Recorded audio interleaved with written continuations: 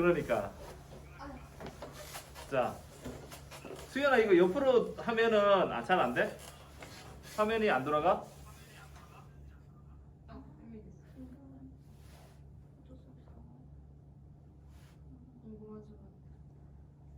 됐다. 오케이. 오케이. 오케이. 자, 그러면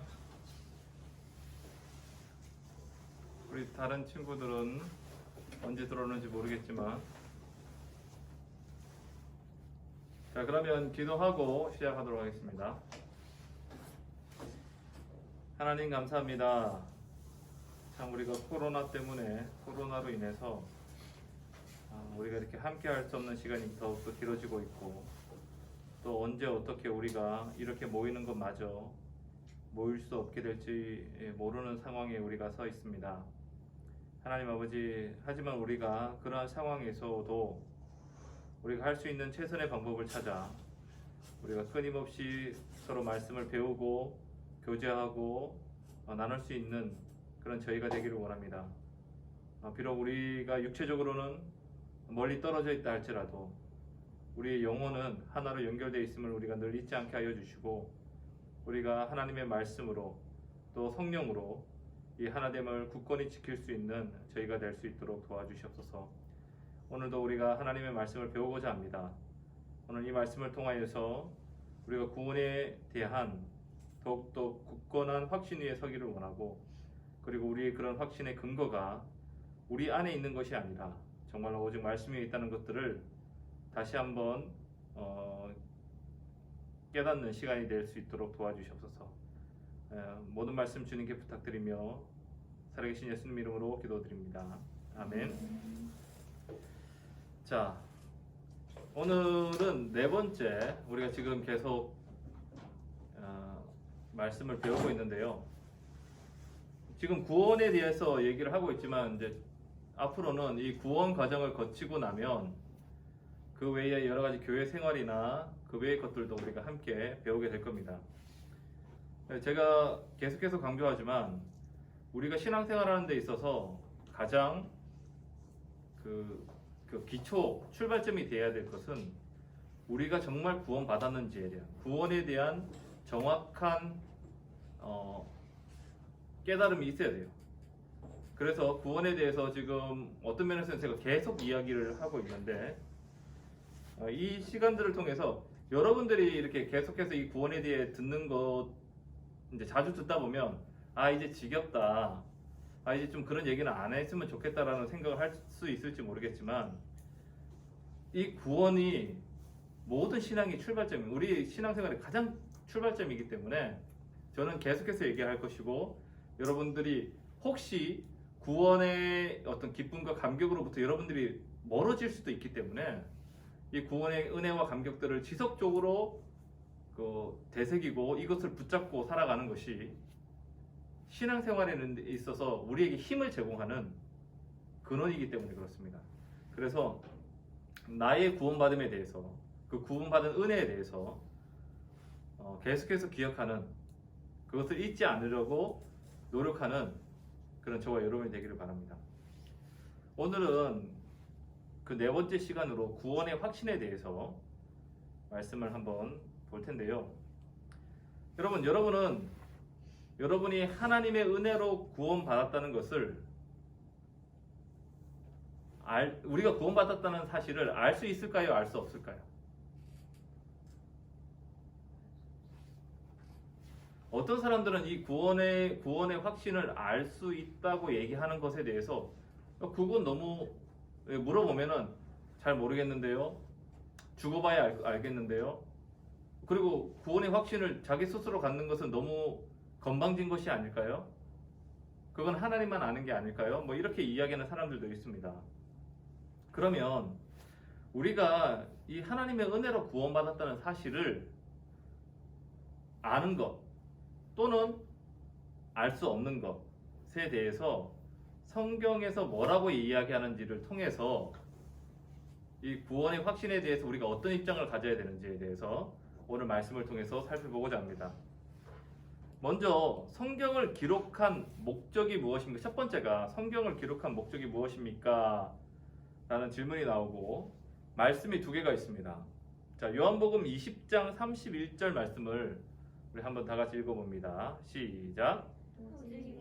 기록함은 너희로 예수께서 하나님의 아들 그리스도이심을 믿게 하려 함이요 또 너희로 믿고 그 이름을 힘입어 생명을 얻게 하려 함이니라.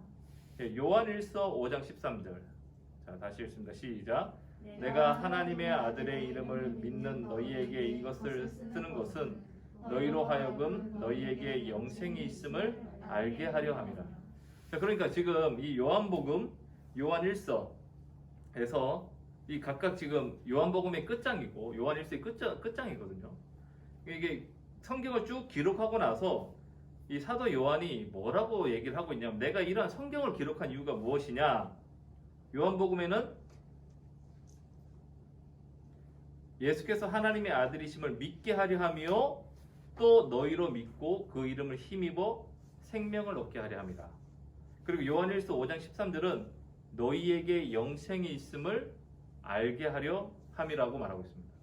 그러니까 우리가 지금 이 사도 바울의 이 글을 통해서 알 수 있는 것은 우리가 구원받았다면 성경을 통해서 우리가 구원받았다는 사실을 알 수 있다는 말이에요. 사도 바울이 성경을 기록한 이유도 너희들이 너희에게 영생이 있음을 알게 하려 함이라고 말하고 있습니다. 성경이 기록된 목적은 우리가 말씀을 통해 예수님께서 구원자이심을 믿고 영생을 얻게 하고 그 결과 우리가 영생을 얻은 존재가 되었음을 알게 하려는 것이라고 말합니다. 그러므로 우리는 하나님의 은혜로 구원받았다는 사실을 분명히 알 수 있어요. 자, 그 다음에 두 번째 질문을 보게 되면 바울은 죽음 이후의 삶에 관해 어떤 확신이 있었는가?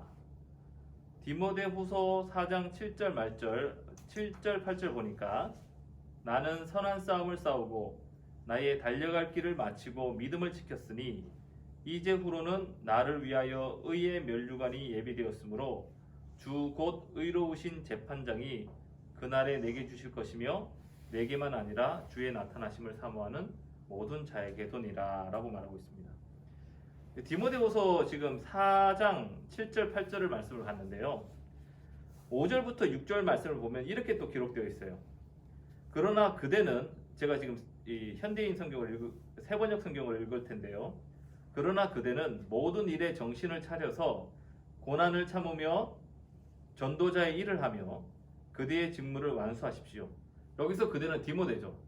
디모데에게 사도 바울이 얘기하는 거예요. 그대는 모든 일에 정신을 차려서 고난을 참으며 전도자의 일을 하며 그대의 직무를 완수하십시오. 그리고 나는 이미 부어드리는 제물과 피를 흘릴 때가 되었고 세상을 떠날 때가 되었습니다. 그러니까 지금 사도 바울이 자신이 이제 마지막 자신의 죽을 때가 가까워오는 것을 이렇게 느끼고 알고 자기의 그 제자인 디모데에게 너는 정신을 차려서 고난을 참고 전도자의 일을 하고 너의 직무를 완수해라. 그러면서 7절 8절에 지금 얘기하는 것이 나는 지금까지 선한 싸움을 싸우고 나의 달려갈 길을 마치고 믿음을 지켰다. 이제 후로는 나를 위하여 의의 면류관이 예비되었으므로 주 곧 의로우신 재판장이 그날에 내게 주실 것이며 내게만 아니라 주의 나타나심을 사모하는 모든 자에게입니다. 바울의 삶은 인간적으로 볼 때 굉장히 고단하고 힘든 삶을 살았습니다. 그는 평생 독신으로 살며 자신의 삶이 선한 싸움을 싸웠다고 자신의 전 생애를 제물로 주어 피 흘리신 예수님처럼 살았다고 얘기하고 있습니다. 그런 바울의 생애를 자기 스스로, 그러니까 바울이 자기의 삶에 대해서 어떤 삶을 살았는지를 설명하는 것이 고린도후서 11장 23절에서 27절에 나오거든요. 거기 보면 내가 수고를 넘치도록 하고 옥에 갇히기도 더 많이 하고 매도 수없이 맞고 여러 번 죽을 뻔하였으니 유대인들에게 40에 하나 감한 매를 5번 맞았으며 3번 태장을 맞고 1번 돌을 맞고 3번 파선하고 일주야를 바다 깊은 바다에서 지냈으며 여러 번 여행하면서 강도의 위험과 동족의 위험과 이방인의 위험과 신의 위험과 광야의 위험과 바다의 위험과 쭉쭉쭉 하면서 내가 여러 번 굶고 줄이고 헐벗었다. 이렇게 이야기를 하거든요. 여러분, 바울이 왜 이런 삶을 살았습니까? 바울은 편안한 삶을 살 줄 몰라서? 그에게 무슨 자학적인 성향이 있어서요? 스스로 자신을 막 힘들고 어려운 환경에 막 밀어 넣어서 스스로 고통을 주면서 거기서 쾌락을 느꼈을까요? 그가 어떻게 사는 것이 편한 삶인지, 어떻게 하면 편하게 살 수 있는지, 그거 몰라서 이렇게 살았을까요? 아니에요. 사도 바울도 자기가 어떻게 하면 편하게 살 수 있을지, 어떻게 사는 것이 내 육체를 위해서 더 즐거운지 사도 바울은 알고 있었죠, 당연히. 사도 바울은 머리 나쁜 사람이 아니에요. 그런 그가 이러한 삶을 선택적으로 선택해서 살았던 이유, 그는 비록 내가 이 땅에서는 그렇게 산다 할지라도 내가 죽음 이후의 삶이 무엇이 기다리고 있을지, 그리고 그것이 나에게 궁극적인 기쁨이요 행복이고 그것이 사실 나의 그 삶의 의미를 부여하는 일이라는 것을 사도 바울은 확신했기 때문에, 그래서 그는 사람들이 봤을 때는 왜 저렇게 사느냐고 손가락할지 모르겠지만 그는 그 삶을 산 거예요. 그가 갖고 있는 확신이라는 것은 하나님께서 자신에게 주실 면류관을 받을 것에 대한 확신이었어요. 내가 이렇게 선한 싸움을 싸우고 나의 달력을 다 마치고 나 자신을 전제와 같이 하나님께 제물로 드린 것은 왜? 하나님께서 나중에 나를 위해 예비하신 면류관이 기다리고 있기 때문에. 그리고 이것은 주님의 재림을 사모하는 사람 모두가 동일하게 받을 거라고 얘기하고 있습니다. 그러므로 우리가 이 땅에서 주님을 위해 살아가는 것, 이건 헛되지 않은 거예요. 그리고 우리가 이 땅에 살 때에 어떻게 살아가느냐 계속 얘기하지만 그것이 곧 우리가 어디에 가치를 두고 살아가고 있는지를 분명히 보여주는 증거입니다.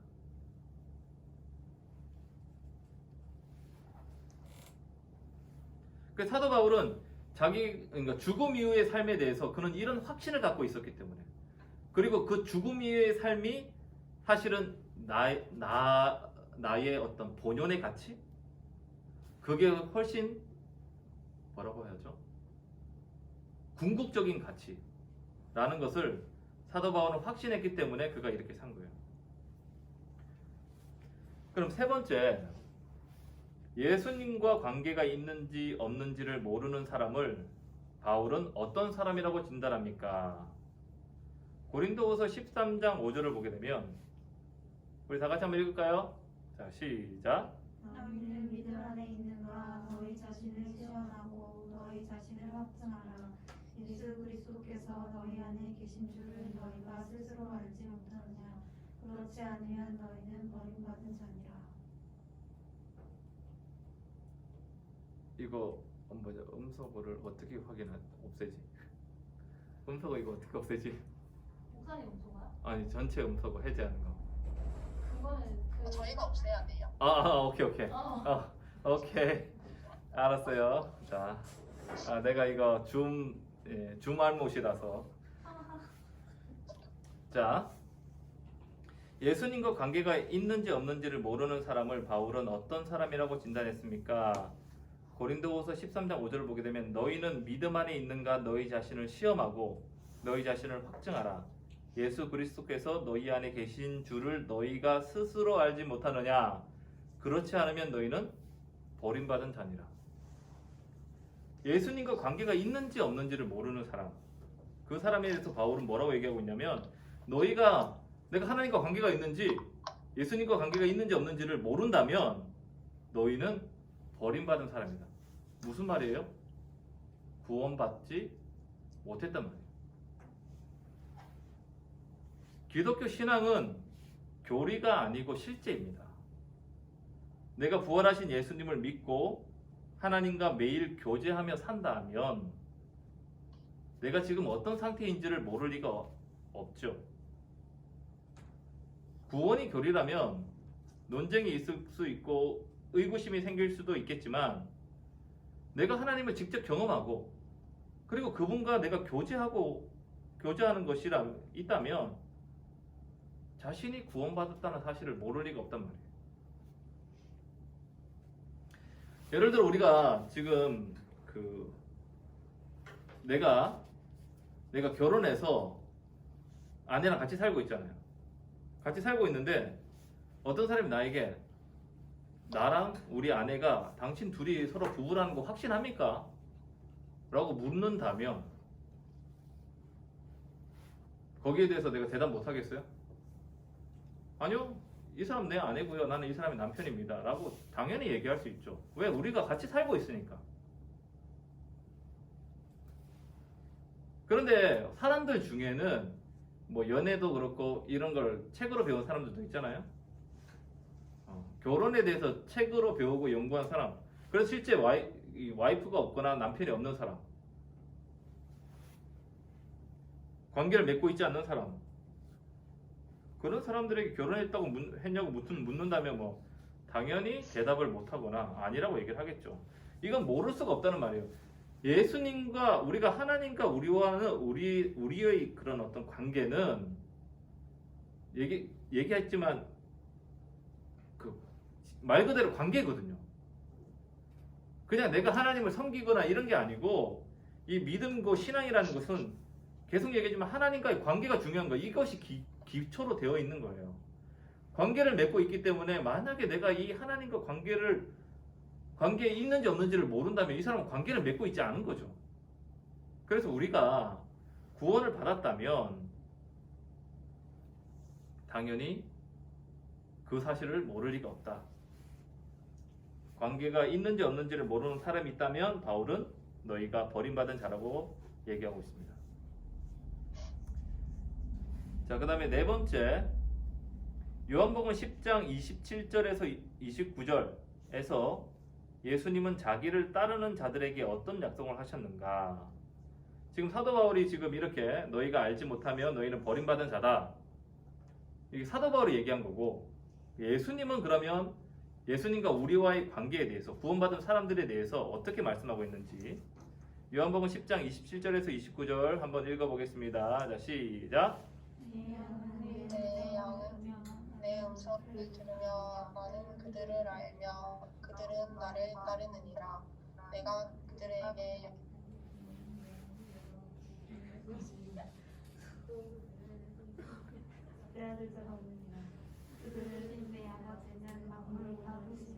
아무도 아버지 손에서 빼앗을 수 없느니라. 자, 구원받은 자, 하나님의 자녀된 자들이 멸망하지 않고 구원을 잃어버릴 일도 없다라고 예수님께서 말씀하셨습니다.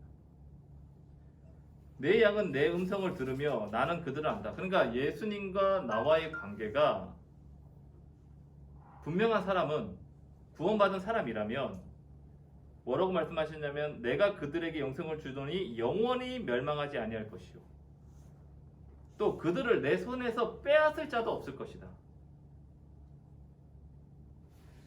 이거 뒤에서 지금 제가 5번에서도 이야기를 할 텐데, 지금 로마서 8장 38절에서 39절 말씀을 보게 되면 바울이 이렇게 얘기합니다. 내가 확신하노니 사망이나 생명이나 천사들이나 권세자들이나 현재일이나 장래일이나 능력이나 높음이나 깊음이나 다른 어떤 피조물이라도 우리를 우리 주 그리스도 예수 안에 있는 하나님의 사랑에서 끊을 수 없느니라.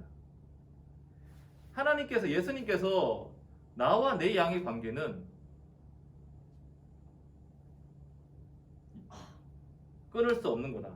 아무도 아버지 손에서 그들을 빼앗을 자가 없다 라고 말씀하셨고, 사도 바울도 로마서 3장 38, 39절에서 그 어떤 것이라도 예수 그리스도 안에 있는 하나님의 사랑에서 우리를 끊을 수 없다 라고 얘기하고 있습니다. 자신이 구원받았다고 착각하다가 낙심하여 떠나는 경우는 있을 수 있어요. 그러니까 지금 이것에 대해서 우리가 분명히 알아야 될 것은 내가 구원받았다고 하는 것에 대해서 구원받은 사실이 확실한 사람을 말하는 거예요. 구원에 대해서 정확하게 이해를 하지 못하고 구원이 뭔지 정확한 설명을 듣지 못한 상태에서 제가 계속 얘기했듯이 사형리나 하나님과 화목하는 길과 같은 어떤 그런 쭉 복음에 대한 설명을 듣고 우리가 이런 질문을 받죠. 그래서 예수님을 당신의 그 구원자여 주님으로 받아들이시겠습니까? 오늘 제가 이제 전도사님들하고 이렇게 밥을 먹다가 이런 부분에 대해서 얘기를 좀 했었거든요. 얘기를 했었는데 전도사님이 그런 얘기를 하더라고요. 이렇게 예전에 자기도 이거는 뭐 실명을 얘기해도 될 것 같아요. 왜냐하면 지금은 다른 이야기니까. 어렸을 때 중학교 때인가 고등학교 때 이렇게 다른 교회를 다녔고 그런데 거기서 이제 세례를 받으셨어요. 그런데 세례를 받을 때에 학교 선생님이 그렇게 얘기를 하더래요. 목사님이 뭘 질문하면 무조건 예라고 대답하라고. 그래서 세례 문답을 받을 때에 목사님 질문 받을 때에 그냥 예라고 했대요. 예라고 했으니까 그 대답을 듣고 목사님은 너 구원 받았다고 세례를 받은 거예요. 그러니까 이런 식으로 우리가 뭐 이렇게 누가 물으니까 그리고 우리 문화 속에서는 누가 이렇게 묻는데 아니요 뭐 이렇게 얘기하는 게 되게 이제 불편하잖아. 미안하고 버릇 없어 보이고 그러한 문화 속에서 그냥 내가 뭐 하니까 예 해가지고 그럼 당신 예라고 했으니까 구원 받았습니다. 그래가지고 이렇게 세례나 침례를 받고 살게 되면 그런 사람 같은 경우에는 그럴 경우에는 그래서 내가 그런 과정을 거쳤고 난 예라고 했으니까 난 구원 받았다. 그러니까 그런 식으로 해서 자기가 구원 받았다고 착각했다면 그런 사람들은 낙심해서 떠나는 경우가 있겠죠. 결국 그건 무슨 말이냐? 뭔가를 믿다가 낙심해서 떠난다는 것은 구원에 대해서 제대로 이해를 못했을 가능성이 있다는 말이에요. 그래서 우리가 구원에 대해서 정확하게 설명을 듣고 그리고 이 구원 안에는 우리가 예수님을 믿음으로 구원받는 게 맞지만 그 구원 안에는 그게 끝이 아니라 그 다음에 구원받은 자로서의 삶이 있잖아요. 그러면 그 구원받은 자로서의 삶에 대해서 사실은 우리가 충분히 설명을 해야 되거든. 그래서 제가 오늘 전도사님들하고 이야기하다가 제가 좀 과격하게 이런 얘기도 했어요. 만약에 우리가 구원을 설명을 받을 때에 구원을 소개받을 때에 예수님을 믿으면 천국 갑니다. 맞는 얘기예요. 예수님 믿으면 문제가 해결됩니다. 근데 그런 일이 일어나죠. 그런데 만약에 이런 이야기만 하고 예수님을 믿어서 잘 된다, 복 받는다, 천국 간다, 만약에 이런 이야기만 한다면 저는 좀 이렇게 죄송한 얘기인데 그것은 심하게 얘기하면 그거는 사기와 별반 다르지 않다. 왜냐하면 우리가 사기꾼들이 사기를 칠 때 좋은 얘기만 하잖아요. 나쁜 얘기 절대 얘기하지 않거든. 물론 우리가 예수님을 믿는다는 것이 나쁘다는 건 아니야. 하지만 성경에 분명히 얘기하고 있는 것은 우리가 예수님을 믿음으로 말미암아 믿을 때에 우리가 당할 여러 가지 어려움과 시험에 대해서 얘기하고 있다는 거예요. 예수 믿는 사람들은 실제 초대교회를 보게 되면 예수 믿는 사람들은 다들 자기가 살고 있는 공동체에서 쫓겨나가지고 카타콤이라고 들어봤죠? 지하 그 무덤에 들어가서 그들이 평생 살았다고요. 그들이 예수님을 믿음으로 인해서 자기가 섞여 있는 그 공동체에서 따돌림 당하고 쫓겨난다는 걸 그 사람들은 다 알았어요. 유대 공동체도 마찬가지고요. 그러니까 우리가 예수님을 믿을 때 예수님께서도 아무든지 나를 따라오거든 자기를 부인하고 자기 십자가를 지어라. 너희들이 살고자 하면 죽을 것이요 죽고자 하면 살 것이다. 나를 따르는 자는 아비와 전토와 이 모든 것들을 다 버려야 한다. 예수님 이런 얘기 다 하셨거든. 그러니까 그런 이야기를 들으면서 어떤 사람들은 자기가 듣고 싶은 얘기만 듣는 사람도 있어요. 그래서 제자들도 실제로 예수님을 3년 반이나 따라다녔지만 그들이 예수님이 하시는 말씀을 들었지만 결국 그들은 자기가 듣고 싶은 것만 들었고 보고 싶은 것만 본 거야. 그래서 예수님이 기적 행하고 뭐 엄청난 일들을 행하시고 그것만 봤지.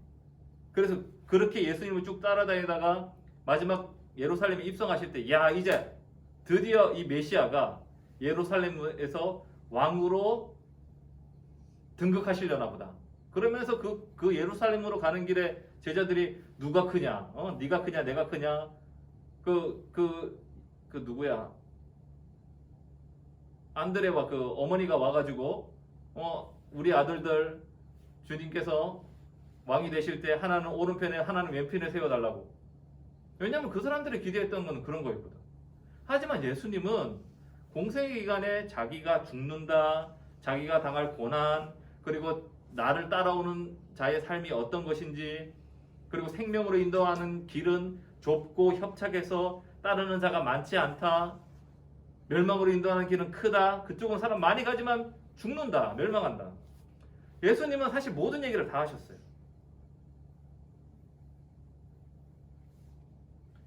결국 우리가 복음을 들을 때에 복음을 우리가 구원받음으로 우리에게 일어나는 좋은 것들 사실이지만 만약에 이것만 우리가 이야기하고 여러분 만약에 예수 믿으면 복 받는다. 예수 믿으면 천국 간다. 예수 믿으면 잘 먹고 잘 산다. 그런데 그 예수님 안 믿을 이유가 뭐가 있어요? 그렇게 얘기하면 예 그럼 저도 예수 믿죠. 저도 천국 가고 저도 잘 먹고 잘 살 수 있고 성공할 수 있으니까 그럼 저도 예수 믿을래요. 이건 뭐 당연한 거죠. 근데 정말 예수님을 여러분의 주인으로 구원자로 받아들이신다면 그 이후에 여러분들은 이러한 일들을 당할 수도 있습니다. 가족들에게 쫓겨날 수도 있고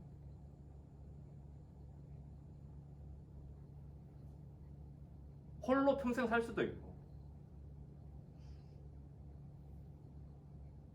여러분들이 사람들로부터 여러분 비난을 받을 수도 있고 이런 이야기들을 우리가 다 한다면 사실 그럼에도 불구하고 정말 예수님이 나의 주님이다. 그분만이 나의 정말 소망이다. 라는 것들을 확신한다면 붙든 사람이라면 이해하고 할 수 있겠죠. 그러니까 이게 사실은 그때 그렇게 고백하는 것이 사실 진짜일 가능성이 많죠. 그래서 제가 지금 이렇게 얘기하는 것은 그래서 누군가가 교회를 나와서 오자마자 예수 믿으면 죽을 수도 있습니다. 예수 믿으면 저 이렇게 얘기하자는 건 아니에요. 하지만 우리가 굉장히 이렇게 좋은 얘기만 하면서 너무 성급하게 누군가를 빨리 내가 구원을 받게 만들겠다. 내가 이렇게 사람을 잘 이렇게 구슬러서 좋은 얘기를 막 해가지고 이 사람 예수 믿겠다고 만들어가지고 침례주고 해가지고 빨리 구원받은 사람으로 만들겠다. 그런 식으로 해서는 안 된다는 말이에요. 어쩌면 이 모든 것들을 진짜 처음 온 사람이 만약에 내가 이런 얘기를 한다면 그 사람은 당연히 아이고 나는 교회 안 나갈 겁니다 하겠죠. 그러니까 우리가 복음을 전할 때 대놓고 이런 얘기를 할 필요는 없겠지만 이런 것들을 천천히 모든 것들을 다 설명을 해야 하고 그리고 우리가 너무 조급하게 어떤 사람을 구원받게 하려고 그래 빨리 침례를 주고 싶어서 뭔가를 이렇게 성급하게 서두르는 것은 그거는 우리 욕심이다. 구원은 하나님께서 하신다고 했잖아요. 우리는 그냥 하나님께 맡기고 우리가 조급할 필요는 없다는 얘기죠. 그래서 어쨌든 간에 이게 누군가 믿다가 낙심해서 떠난다는 것은 좋은 얘기만 들은 사람들은 그렇겠죠. 예수 믿으면 잘 된다고 했는데 교회 열심히 다녔는데 안 돼. 이거 진짜 뭐야 아니네. 그렇게 떠나갈 수 있다는 거예요. 왜냐하면 그 사람은 구원에 대해서 잘못 이해한 거지. 그래서 우리가 구원에 대해서 바르게 설명을 듣고 그리고 그 구원에 대해서 정말 내가 그 모든 것들을 정말 받아들인다면 그 사람을 절대 하나님께서 빼앗기지 않는단 말이에요. 그 어떤 것도 빼앗을 수 없다는 말이에요. 그래서 지금 5번에 나오는 하나님께서 죄인을 의롭다고 해주시고 사랑의 관계를 영원히 유지하는 것에 관해 바울은 어떤 확신이 있었는가? 내가 확신한다. 사망이나 생명이나 천사들이나 권세자들이나 현재일이나 장래일이나 능력이나 높음이나 깊음이나 다른 어떤 피조물이라도 우리를 우리 주 그리스도 예수 안에 있는 하나님의 사랑에서 끊을 수 없으리라. 30절부터 39절의 내용을 보면 하나님과 여기는 안 나와 있어요. 여기는 안 나와 있어요. 지금 로마서 8장 38절 39절을 제가 읽었는데 사실은 30절부터 39절을 전체를 다 봐야 되는 거였어요. 그래서 30절부터 39절 내용을 다 보면 하나님과 사랑의 관계를 영원히 유지하는 것에 대해서 바울이 가진 확신의 근거들을 발견할 수 있는데요. 크게 두 가지로 우리는 이 확신을 가질 수 있는 거예요. 하나님과의 영원한 관계에 대한 확신은 어떻게 가지게 되느냐? 첫 번째는 약속의 말씀이고요. 그러니까 하나님의 말씀에 근거하고 있고요. 두 번째는 개인적인 체험이에요. 하나님께서 약속하신 아까 그 요한복음 10장 27, 29절도 마찬가지인 건 약속이잖아요. 내 양은 내 음성을 듣고 나는 그들을 안다. 내 안에 있는 그들을 하나님 안에 있는 그들을 그 누구도 빼앗아 가지 못한다. 하나님의 자녀가 되고 하나님의 양이 된 사람은 결코 잃어버리지 않는다는 말이죠. 하나님의 약속이에요. 예수님께서 이렇게 말씀하신 거예요. 결코 빼앗기지 않으리라. 그리고 그러니까 이런 하나님의 사랑의 관계에 대한 확신은 이런 약속의 말씀에 일단 근거를 하고 있고요. 그 다음에 개인적인 체험이죠. 내가 경험한 하나님의 사랑, 나에게 응답하셨던 하나님, 나를 도우셨던 하나님, 그 모든 경험들을 통해서 내가 알게 된 하나님. 오늘 우리 그 큐티 말씀에 제가 이제 우리 그 리더들에게 보낸, 저는 매일 큐티를 해서 리더들하고 공유하는데 거기에도 그렇게 썼죠. 결국 하나님을 아는 것이 내게 힘을 준다고. 그런데 그 알미라는 것은, 성경에서 말하는 알미라는 것은 머리로 아는 게 아니고 경험적으로 아는 거예요. 그러면서 제가 이제 제임스 패커의 하나님을 아는 지식이라는 책에 대해서 얘기를 했는데, 그 책에 보면은 하나님을 아는 것에 대해서 두 가지로 설명하고 있거든요. 하나님을 아는 것과 하나님에 대해 아는 것. 여기서 하나님에 대해 아는 것은 진짜 하나님을 아는 것이 아니라고 얘기합니다. 그건 지식으로 아는 거고, 성경에서 안다는 것은 경험을 얘기하고, 이 경험적으로 하나님을 아는 것이야말로 진짜 하나님을 아는 것이라는 거죠. 그래서 이런 개인적인 체험을 통해서 아는 하나님, 그 다음에 성경에서 하나님께서 하신 약속, 그 약속을 통해서 우리는 내가 구원받았다면 이 구원은 절대 잃어버리지 않는다는 확신을 가지게 되는 거예요.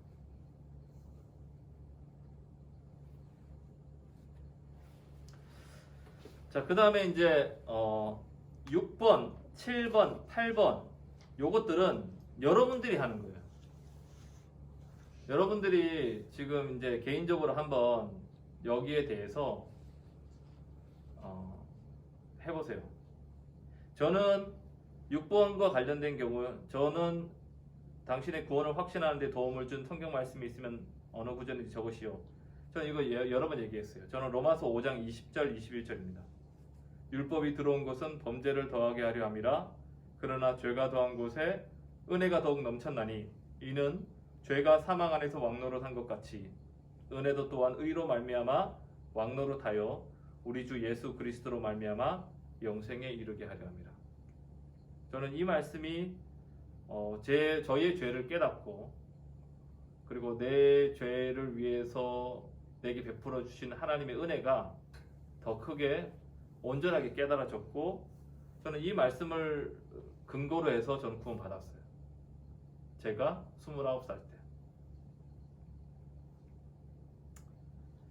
자, 그리고 이제 7번에 어떻게 구원의 기쁜 소식을 듣고 믿음으로 반응하여 회심했는지 당신의 짧은 체험을 기록해보자. 제가 언젠가 한번 여러분들에게 이런 요청을 할 겁니다. 할 건데 지금 미리 잠깐 언급을 하자면 아마 여러분들에게 다들 한 번은 제가 구원 간증문을 쓰라고 할 거예요. 구원 간증문을 써서 제출하라고 제가 얘기를 할 겁니다. 그래서 한번 여러분의 구원에 대해서 한번 이렇게 기록을 해보면 좋겠어요. 좋겠고 제가 어떻게 하는지에 대해서는 나중에 그걸 쓰라고 할 때 좀 설명을 드릴 거고요. 그 다음에 8번째, 예수님을 믿고 나서 당신이 경험한 변화들은 어떤 것인가? 여기 지금 리스트를 쭉 한번 적어놨는데 한번 보고 여러분에게 일어난 변화들을 한번 체크해 보세요. 체크해 보고, 그런데 체크를 할 때에 뭐 하나만 있을 수 있고 굉장히 적을 수도 있어요.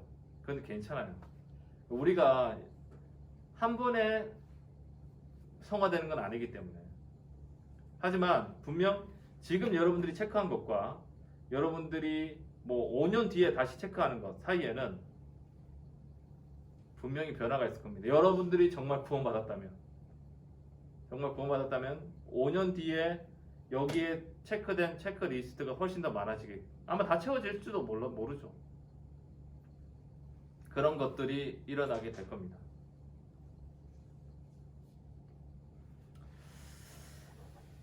네.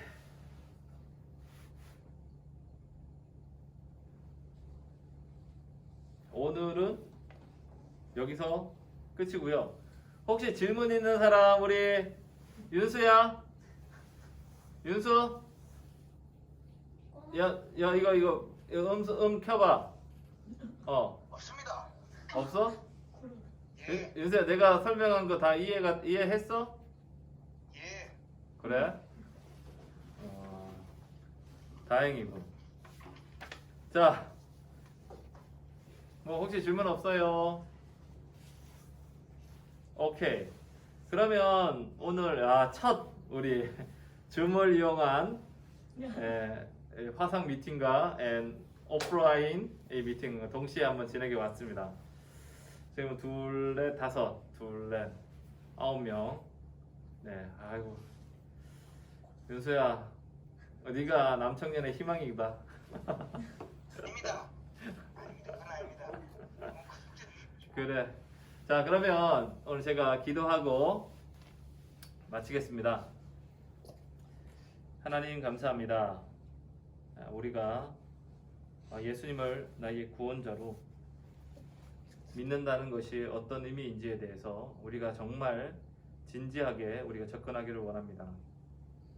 우리가 성경을 기반으로 해서, 기초로 해서 하나님을 믿는다는 것에 대해서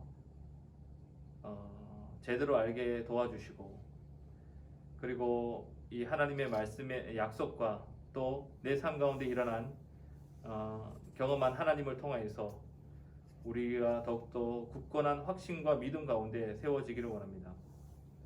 분명히 우리의 구원받음을 알 수 있다고 성경은 말하고 있고, 너희가 그것을 알지 못한다면 사도 바울은 심하게는 너희가 버림을 받은 자라고까지 말하고 있습니다. 하나님, 우리가 이러한 말씀들을 좀 엄중히 여길 수 있도록 도와주시고, 그냥 나는 구원 받았겠지라는 그런 안일한 마음으로 자신의 영혼을 바라보지 않도록 주님 도와주시옵소서. 지금 이 문제는 우리의 영혼을 결정짓는 것이고, 우리가 이 문제를 정확하고 확실하게 하지 않으면 우리가 평생을 믿어도 그 모든 것들이 그냥 헛된 수고와 노력밖에 되지 않습니다. 그러면 정말 우리 인생은 불쌍한 인생이 되고 맙니다. 그렇기 때문에 하나님, 우리가 이 구원의 문제에 있어서 우리가 분명하고 확실하게 깨닫고 정말 이것을 확신하게 되는 그런 일들이 너무나도 중요하다는 것을 꼭 기억하게 하시고, 말씀을 통해서 또한 우리가 경험한 하나님을 통해서 더욱더 견고한 믿음의 사람들이 될 수 있도록 도와주시옵소서. 감사드리며 모든 말씀 살아계신 예수님 이름으로 기도드립니다. 아멘. 예, 모두 수고했습니다. 오늘 첫 미팅 반가웠어요, 여러분.